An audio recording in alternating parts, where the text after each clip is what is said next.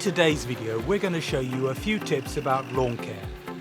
The cordless lawnmower you'll see in use is the Worx 779E, an easy-to-maneuver cordless mower with cut-to-edge technology, ideal for medium-sized lawns and powered by 2 PowerShare batteries. These days, given that a petrol mower has the equivalent carbon emissions of 11 petrol cars, it's hardly surprising that many people are moving over to battery-powered cordless mowers. The first rule of thumb is never remove more than 1/3 of the grass height when you mow. Also, try to allow at least 3 days between grass cuts. One of the most important aspects of lawn care is making sure your grass is kept at the optimum height throughout the year. We suggest the following grass heights for your lawn.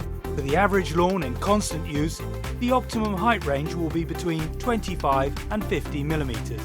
If your lawn has lower use, you could lower the height range to between 20 and 40 millimeters. And for lawn areas under trees, in shade or on slopes, the grass height range should be increased to between 30 and 60 millimeters. The important thing to remember is to reduce grass cut height gradually and avoid putting any strain on the grass. Remember, try not to remove more than 1/3 of the grass height in any one cut. Start on the mower's highest possible setting and try to leave at least 3 days between cuts, allowing time for the grass leaf to recover.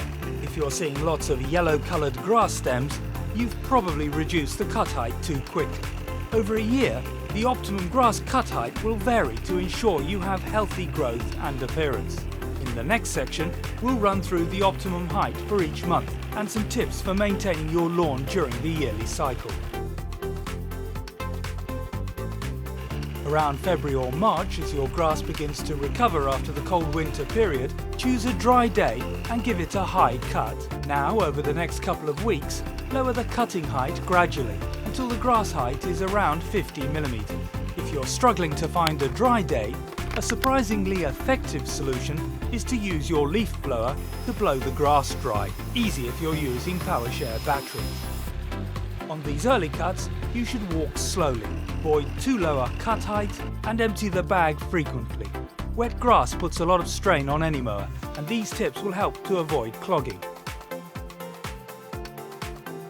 During April, as the grass begins to grow faster, you'll need to cut more often, but don't cut it shorter than the 50 millimeters for now.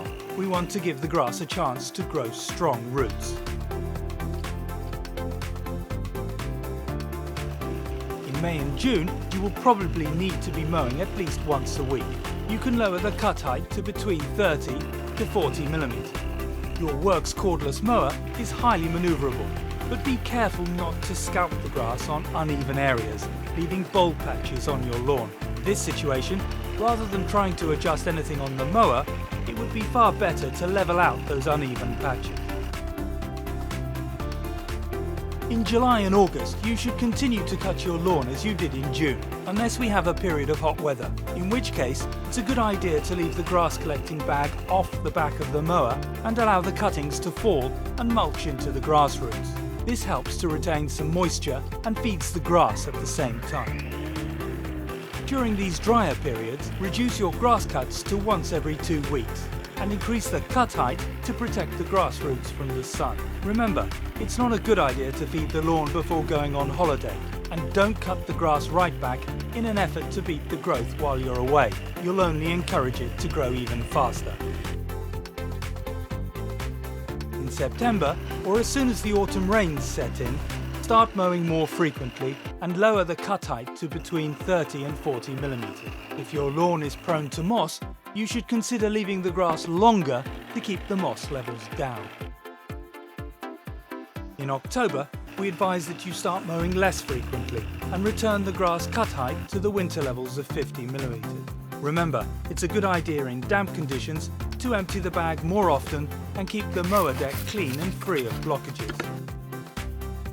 Sometime in November should see your last regular cut of the year.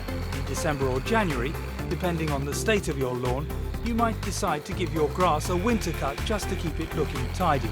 But remember to avoid mowing within a day or two of a frost or icy weather. So that's our year-round guide on how to approach your lawn maintenance, with a few tips on how to keep your grass looking at its best. But what about finding the right mower for your lifestyle and your lawn? When it comes to choosing your lawnmower, you should consider the size of your lawn, the time you have or are willing to spend on cutting the grass, and what your budget is. Electric mowers or cordless mowers would be a serious consideration, considering how polluting the old-fashioned petrol mowers are. And with the 40-volt or 80-volt models available, you'll have more than enough battery power to mow your entire lawn, but without the emissions of a petrol mower and with less mess and less cost. What's more, you'll be able to share those batteries with other power tools in the Worx Power Share range. For larger lawns, you'll need to consider one of our larger models. And if your time is valuable and you'd rather be free to do other things and would prefer a low maintenance option, take a look at one of our award-winning robot mowers. Our Landroid robotic mowers are acknowledged as one of the best money can buy. Whatever your lawn requirements, we're sure you'll find your ideal lawnmower with Worx. Thank you for watching.